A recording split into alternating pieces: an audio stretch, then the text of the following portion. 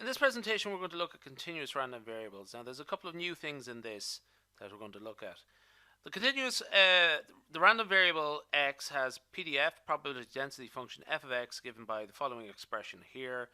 F of x equals kx squared times 1 minus x. The range of values that x is valid for, or that we have a PDF for, is essentially between 0 and 1. Okay.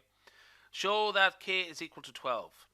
Okay, so this is very standard stuff to begin with. The total area under the PDF, under the curve basically, is 1 when you integrate it between 0 and 1. So the upper and lower limits there are L and U, or U and L, and they are 0 and 1 in this case. So essentially what we have to do here is just integrate the PDF, probability density function, between the upper and lower limits, and that should equal to 1. Okay. Now, in this case, we're told explicitly what the upper and lower limits are, but in other questions, you might have to figure them out. So, kx squared times 1 minus x. So, essentially, what I'm going to do is rearrange that mathematically as k times x squared minus x cubed. And what I'll do actually is I'll take the k out of it just put it out there. Okay, just to make it a little bit easier. So, what we end up with is x squared minus x cubed. When we integrate that, what we end up with is x cubed over 3 minus x to the power of 4 over 4. And what we do is that's a definite integral to be evaluated between 1 and 0, or 0 and 1. Okay. So just calculating that out. So I do this different ways in each in different presentations, but essentially what I really want to get across there is just actually check that if you evaluate it at 0, does it come out at 0? Okay. Now, as it turns out, that whole thing goes to 0 in this particular presentation, in this particular example, so we don't have to worry about it, but you could get trapped there, you could get tricked, so be careful. So what we end up with is k times 1/3 minus 1/4. Okay. And when we simplify that, we get 1 over 12. So k over 12 is equal to 1. Necessarily, k is equal to 12. So that's the first question done. Okay. So show that the mode of x is at 2/3, x equals 2 over 3, and draw a graph of x. Okay. What I'm going to do here is actually I'm going to draw a graph of x first. Really, these type of questions don't really come up anymore. Or drawing graphs. Not so much. Maybe a very simple example. Okay, this will probably be very complicated for an exam. So that's 0, that's 1. Okay, essentially what you do there is you might pick a few values, 0.2, 0.4, 0.6, and 0.8, and then just figure out what the heights are, and then just connect them all up. Okay, just draw a little curve to fit them all. Okay, that's how you would sort of do it very quickly. So it's pen and paper stuff. Now, what we're looking for is the maximum value, or the highest point of the curve, which is up here. So that's our mode. Essentially, the mode is the value of x where that occurs. Okay? So this is what we're looking for here. And it's between 0.6 and 0.8. So it should be around, judging by that graph, 2/3 or 0.66. So essentially what we are doing here, this is differentiation, and this is applications of differentiation. Find the maximum and the minimum. So essentially, looking at the curve there, this is at the maximum point. This is the type of thing you probably learned when you learned about differentiation. So what we're doing is differentiating the PDF. Okay. And what we end up with there is our PDF is 12x squared minus 12x cubed. When we differentiate that, we get 24x minus 36x cubed. Okay, and what we do is let that equal to 0. Okay, now I'm going to give you the short answer here. So x is either equal to 0 or x is equal to this. Also, we divide by 12 because it's trivial. Okay, just divide that whole thing by 12 without any loss of information. So it's 0 for 2 minus 3x equals 0. Therefore, x is equal to 2/3. Now, judging by the graph, there's a solution to that. X equal to 0 is actually a solution to that expression there, but we know that's not what we're looking for. Judging by the curve, we know that this is not the maximum. Okay, we know the maximum is up here, so we can discount that one. Okay, the trivial solution. So just ignore that basically. Make a little statement about it just to sort of clarify that we know x is not equal to 0. It's not useful here. Okay. Now, you can do this if you want. Well, actually, you probably should just go for 100% in an exam situation. It depends on how much time you have. So just to check that that is the maximum, get the second derivative with respect to 0 and check that whatever you get is negative. Okay, when you evaluate it at x equals to 2/3. The second derivative is this value, is this expression here, 24 minus 72x, and that's clearly going to be less than 0 where at x is equal to 2/3. So essentially, we're home and dry now. We've got it all sorted. We've covered every eventuality. Now, I'm going to go through this very fast because basically I've done a lot of these elsewhere, and essentially, so I'm just sort of going over it again.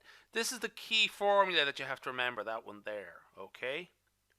Oops, my pen's stuck. Anyway, so that's the key thing that you have to sort of use there to answer this, okay? So you should know that one off by heart, okay?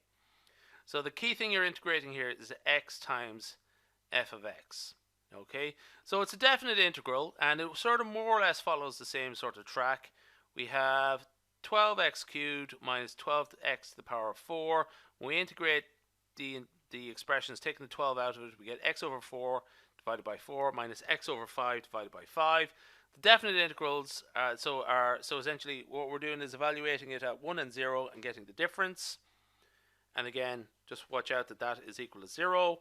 So working it through there, we get our answer is equal to 3 over 5. So I'll just sort of scrub all that out there, and you can have a quick check of that, and you see that the answer there should be 3 over 5. Okay, so we have to get the variance as well. So an intermediate step is we have to get the expected value of x squared. It's done the same way. Okay, essentially what we're doing is integrating that, which turns into this expression here.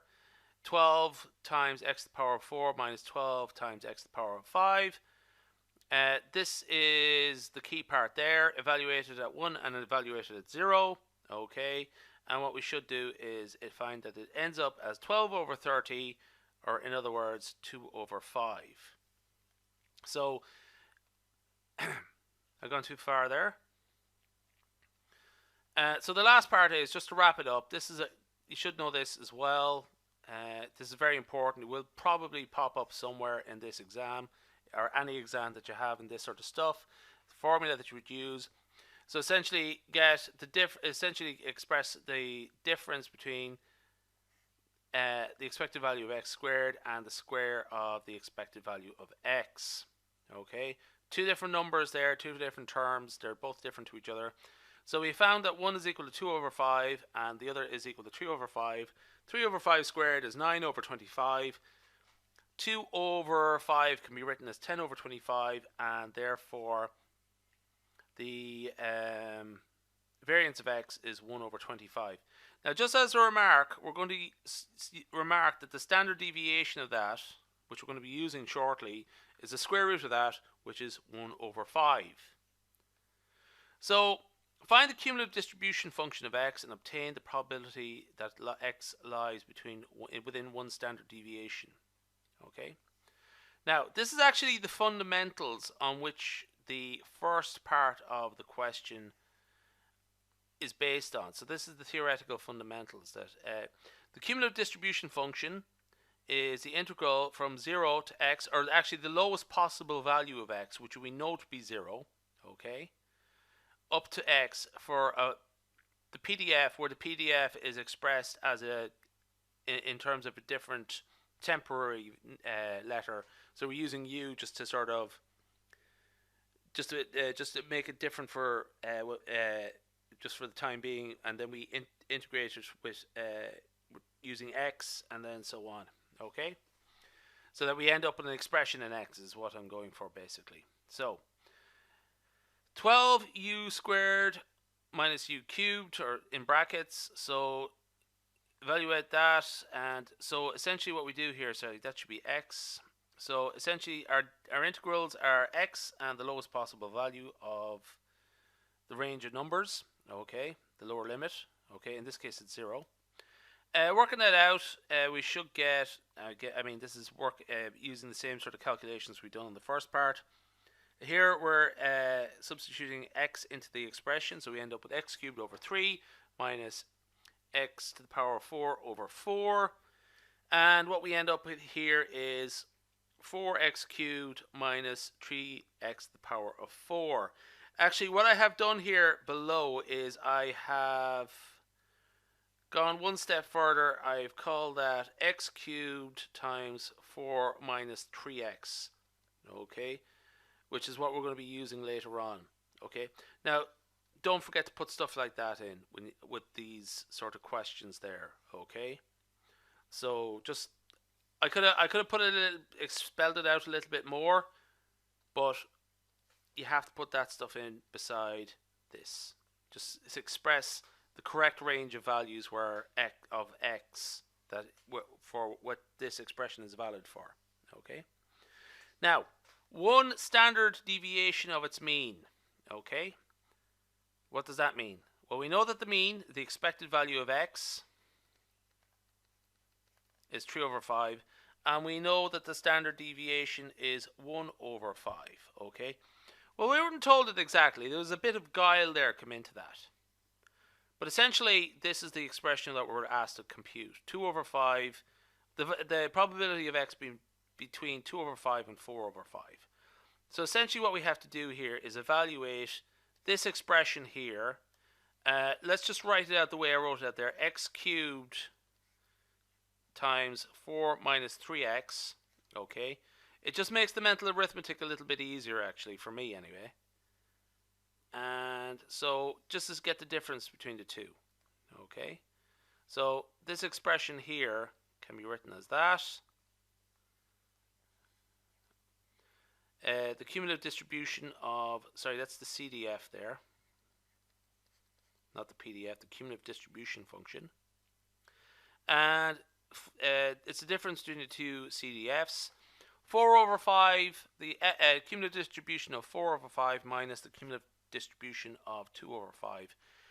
So essentially, just working that out, x cubed there is x cubed in both cases is 4 over 5 to be cubed and 2 over 5 cubed, and times 4 minus 3x, and that works out to be 8 over 5 and 14 over 5 in both cases. So what we end up with here is for 4 over 5, the cumulative distribution function works out to be 4 over 5 cubed times 8 over 5. And for 2 over 5, it's 2 over 5 cubed times 14 over 5. Essentially what we got here is a bit of calculator work. So it should be straightforward enough to simplify.